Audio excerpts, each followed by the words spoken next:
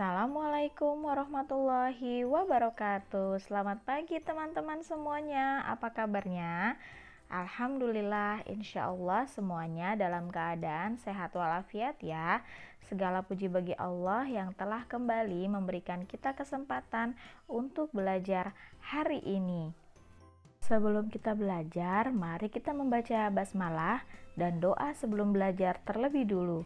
Bismillahirrahmanirrahim. Rabbi zidni ilman warzuqni fahman. Amin. Hari ini kita akan belajar jenis-jenis usaha. Materi ini termasuk dalam buku tematik 5B Muatan Ilmu Pengetahuan Sosial.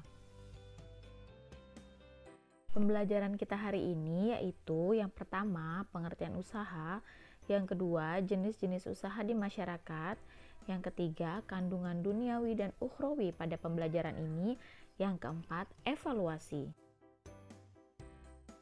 Yuk kita masuk pembahasan yang pertama, pengertian usaha.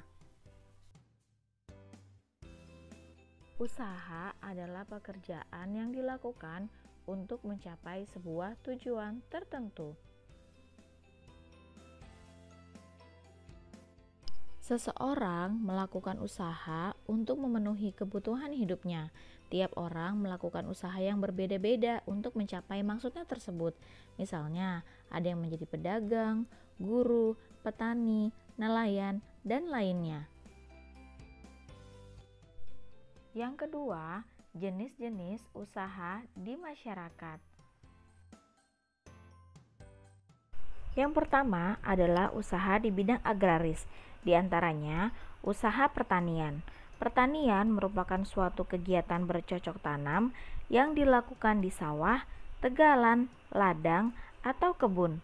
Orang yang bekerja di sektor pertanian disebut petani.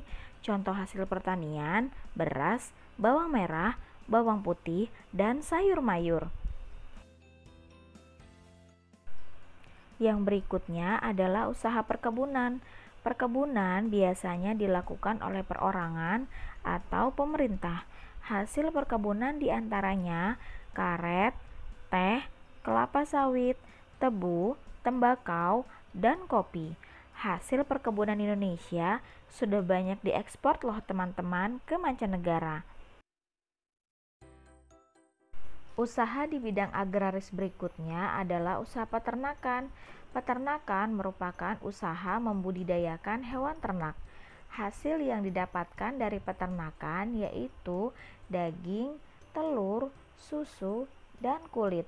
Peternakan dibagi menjadi 3, yaitu peternakan hewan besar, hewan kecil, dan peternakan unggas.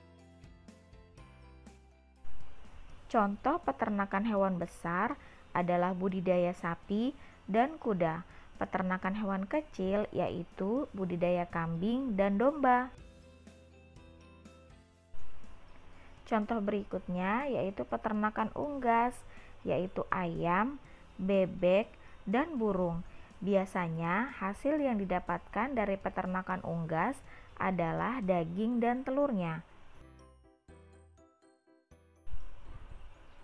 Usaha di bidang agraris yang terakhir yaitu usaha perikanan. Perikanan merupakan usaha membudidayakan ikan. Perikanan dibagi menjadi 2, yaitu perikanan darat dan perikanan laut. Perikanan darat yaitu usaha perikanan air tawar.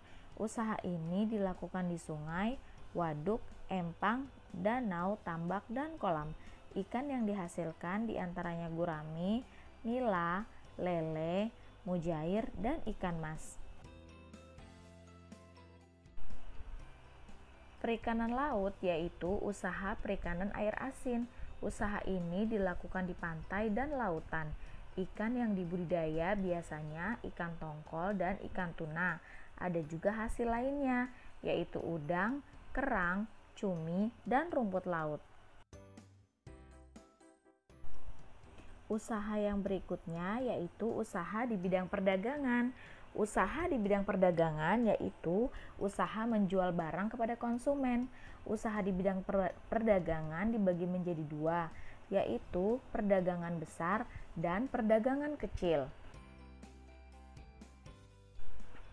Yang dimaksud dengan perdagangan besar adalah usaha membeli barang dalam jumlah banyak dan menjualnya ke pedagang kecil.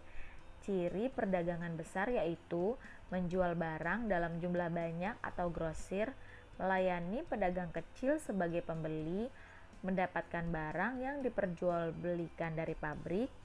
Contoh pedagang besar yaitu distributor besar, agen, dan pusat grosir.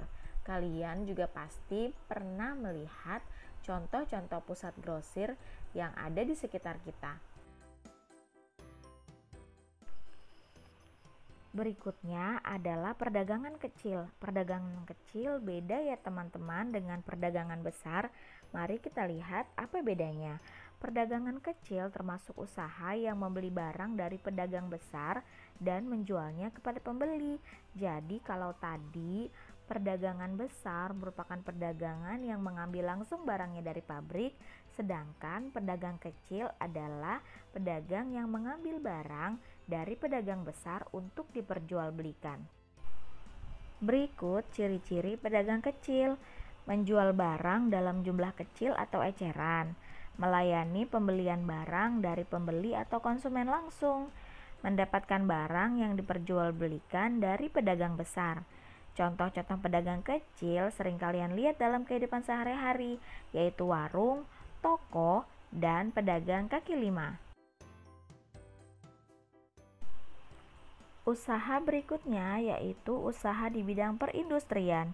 Industri merupakan kegiatan mengolah bahan mentah menjadi bahan jadi atau bahan setengah jadi. Usaha di bidang perindustrian dibagi menjadi dua, yaitu industri kecil dan industri besar. Pada usaha di bidang perindustrian inilah sebuah barang dibuat dari yang tadinya bahan mentah menjadi bahan jadi atau setengah jadi. Contohnya, jika kalian suka memakan biskuit, jika jajan di sekolah, kalian akan tahu bahwa tadinya di pabrik biskuit itu terbuat dari campuran bahan baku terigu, telur, dan bahan-bahan lainnya. Kemudian, biskuit itu diolah sedemikian rupa hingga menjadi jajanan yang siap kita santap. Industri besar dilakukan di pabrik-pabrik yang memiliki tenaga kerja yang banyak dan mesin yang modern. Contoh dari industri besar yaitu pabrik alat-alat elektronik, pabrik mobil, pabrik motor, pabrik pakaian, dan juga pabrik makanan. Nah, kalau industri kecil merupakan kebalikan dari industri besar. Kalau industri besar dikerjakan di pabrik-pabrik, nah kalau industri kecil bisa dikerjakan dalam skala rumah tangga. Industri kecil hanya dilakukan oleh pengusaha dengan modal kecil, sedikit pekerja, dan dapat dilakukan dengan menggunakan tangan atau mesin sederhana. Contohnya, pembuatan kue rumahan, pembuatan cenderamata atau souvenir yang biasa dibuat untuk dijual di tempat pariwisata. Usaha berikutnya yaitu usaha di bidang pertambangan. Usaha pertambangan yaitu usaha mengambil barang tambang dari dalam bumi. Kegiatan pertambangan umumnya dilakukan oleh pemerintah karena apa yang terkandung di dalam bumi kita seharusnya dimanfaatkan untuk kepentingan rakyat terlebih dahulu.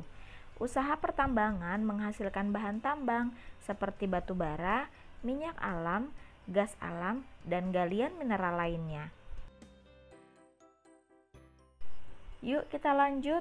Usaha berikutnya yaitu usaha di bidang jasa. Berbeda dengan usaha di bidang-bidang sebelumnya, usaha di bidang jasa merupakan usaha yang tidak menghasilkan barang atau memperjualbelikan barang. Usaha di bidang jasa yaitu melayani konsumen dalam bentuk jasa atau pelayanan. Contoh usaha di bidang jasa yaitu guru mengajar siswa, dokter melayani pasien, supir atau tukang ojek mengantar penumpang, dan rental mobil yang menyewakan mobil untuk digunakan. Nah, usaha yang terakhir yaitu usaha di bidang pariwisata. Usaha di bidang pariwisata yaitu usaha yang memanfaatkan keindahan alam, sosial budaya, kesenian, arsitektur bangunan, benda bersejarah, dan hasil kreativitas. Contohnya, pemandu wisata, penyewaan penginapan, penyewaan transportasi, dan penjualan cindera mata. Berikutnya, bagian yang ketiga, yaitu kandungan duniawi dan ukhrawi pada pembelajaran yang telah kita pelajari tadi. Makna duniawi, usaha dilakukan oleh manusia untuk mencari nafkah agar kebutuhan hidupnya dapat terpenuhi. Itu juga dilakukan oleh orang tua kalian loh teman-teman. Orang tua kalian berusaha setiap hari, bekerja keras agar semua kebutuhan hidup kamu terpenuhi. Sudahkah kamu sebagai anak berterima kasih atas semua usaha orang tuamu itu? Makna ukhrawi, dalam agama Islam ada keutamaan-keutamaan yang akan didapatkan oleh orang yang bekerja keras untuk mencari nafkah, sebagaimana sabda Rasulullah dalam hadis berikut. Apabila seorang keluar dari rumah bekerja untuk anaknya yang masih kecil, maka itu fisabilillah. Dan apabila ia bekerja untuk orang tuanya yang sudah lanjut, maka itu fisabilillah. Dan apabila keluar untuk dirinya agar terjaga kehormatannya, agar tidak meminta-minta, maka itu fisabilillah. Hadis riwayat Tabrani.